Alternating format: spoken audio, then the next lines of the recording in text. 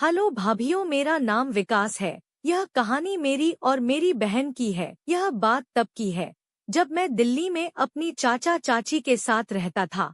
उनकी एक बेटी है, उसका नाम रिया है। अभी मेरी चचेरी जवान हुई ही थी। मैंने उसे पटाने की हर कोशिश की, लेकिन हर बार नाकाम हो जाता। मुझे समझ में नहीं आ रहा था कि मैं क्या करूं।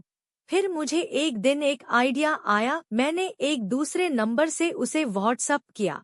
मैं लड़की की आईडी से एक सिम लेकर आया ताकि ट्रू कॉलर पर भी उसे मेरा नाम किसी लड़की का ही दिखे। मैंने व्हाट्सएप पर उससे बातें करना शुरू कर दी। कुछ ही दिनों में वो मुझसे खुलकर शुरू हो गई। मैंने बातों ही बातों में उससे पूछा कि तुम्हारा कोई बॉयफ्रेंड है।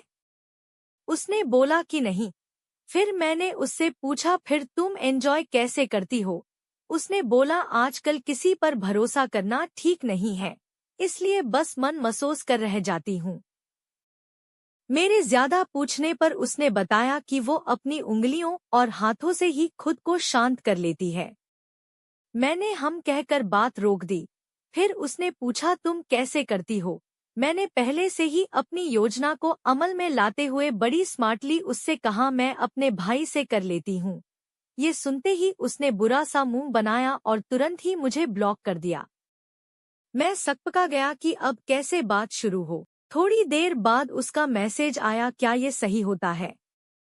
मैंने अपने मन की उशी दबाते हुए कहा हाँ ये सही भी है और सेफ भी रहता है। उसने कहा ठीक है, इस बारे में मैं बाद में बात करूंगी। ये कहकर उसने मुझे फिर से ब्लॉक कर दिया। इस बार मुझे कोई चिंता नहीं थी। सुबह जब मैं सोकर उठा तो देखा कि रिया बड़े गुस्से में थी। वो मेरे पास आई और बोली आप बहुत गंदे हो। मैं समझ गया कि ये सब जान गई, मगर कैसे जानी मुझे ये नहीं समझ आया। कई महीनों तक उसने मुझसे बात नहीं की, लेकिन धीरे धीरे समय बीता और वो और जवान हो गई। समय के साथ रिया सब बातों को भूलकर फिर से पहले की तरह नॉर्मल हो गई थी। हम दोनों के बीच में सब नॉर्मल चल रहा था, जैसा भाई बहन में होता है। दोस्तों, आप ये जानते होंगे किसी भी लड़की का 19वां साल उसके बस में नहीं होता है। लोग कुछ न कुछ गलती जरूर कर बैठते हैं, और उसके साथ भी वही हुआ। मैं उसके साथ एकदम सामान्य था, लेकिन कहीं न कहीं वो ये भी जानती थी कि मैं उसके बारे में क्या सोचता हूँ। उसकी इसी सोच के चलते मुझे अपनी मंजिल प्राप्त हो गई।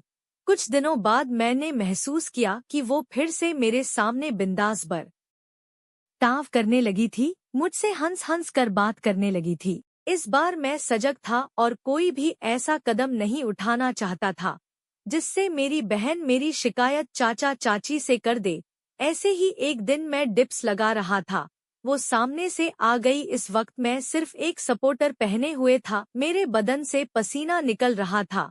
वो सामने खड़े होकर मुझे डिप्स लगाते हुए देखने लगी और गिनती गिनने लगी। मुझे ये सामान्य लग रहा था। तभी वो बोली कि यदि मैं आपकी पीठ पर चढ़ जाऊं तो डिप्स लगा लोगे। मैंने हाँ कर दी।